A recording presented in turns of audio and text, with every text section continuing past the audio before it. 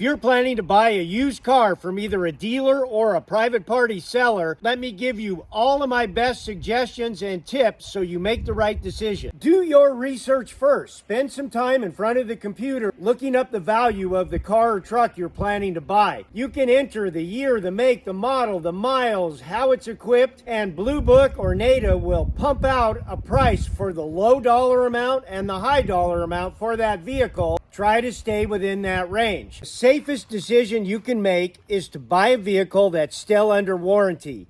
That's usually within 3 years or 36,000 miles. Sometimes it's longer than that. But if you can find a used car that's still under warranty, maybe has another 6 months or another 5,000 miles, buy that one, because if anything's going to go wrong, that's major, it's still going to be covered under warranty. Irregardless, if you're buying a car that's under warranty or out of warranty, here are all the things that I would check for before I made my decision. I am not an auto mechanic, and honestly, you don't have to be one either. The first thing I do when I look at a used car or truck is I open the hood and I check to see if that engine is warm. If the engine is warm, that means whoever the seller is had it running before I got there. That could be a sign that they have trouble getting that rig started. May not be, but that could be. The other thing I do is a visual check.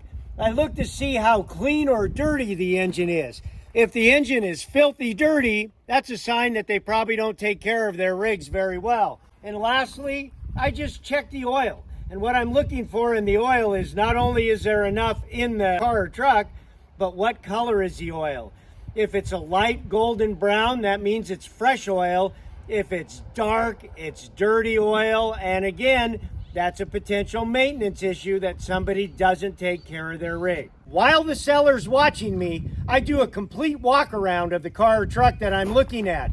I'm looking at the tread on all 4 tires, and I put my finger on every scratch and dent and ding in the windshield that I find, but I don't say anything. I just let them know that I see every defect on that rig. Be sure to bring a quarter with you when you go to look at this car or truck, because you're going to put that in the tread in front of the seller. If you can see all of Washington's head, that means you're going to need new tires soon. New tires can be $600 to $1,000 or more, and that should factor into the price that you pay for the car, because you don't want to pay full price and then turn around and invest in new tires. Here's another good trick that I use. I always bring a big piece of cardboard with me, and I slide it under the engine compartment before I climb in and start the vehicle up.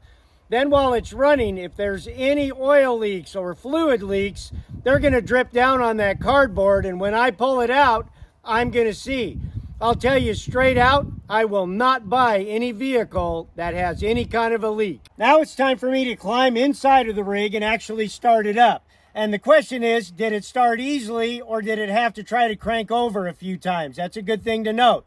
If it has trouble starting, that might be a problem. This is also a perfect time to check the headlights, the brake lights, and the blinkers to make sure everything's working. That's why I highly recommend you always bring somebody else with you as a second set of eyes, because as you turn everything on inside, they can tell you if they're working outside. At this stage of the buying process, you want to slow everything way down.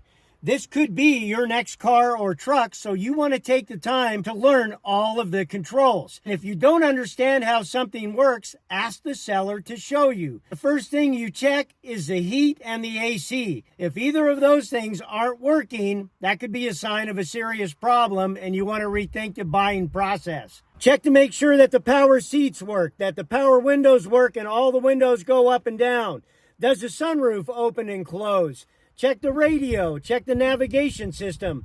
Learn everything that you need to know about your new potential car or truck. So now I'm ready to take this rig for a test drive, but I'm going to take a few minutes to make sure I check all the mirrors and set everything, set the seat so it's comfortable, everybody in a seat belt. The other thing that I do is I always check the brakes before I go out on the road. You don't know what the brakes are like. They could be bad or they could be good. You just want to make sure you push on them a few times before you actually get going. Now, most likely the seller's going to go for a test drive with you, and that's perfectly fine. That's why you bring a buddy with you, safety in numbers.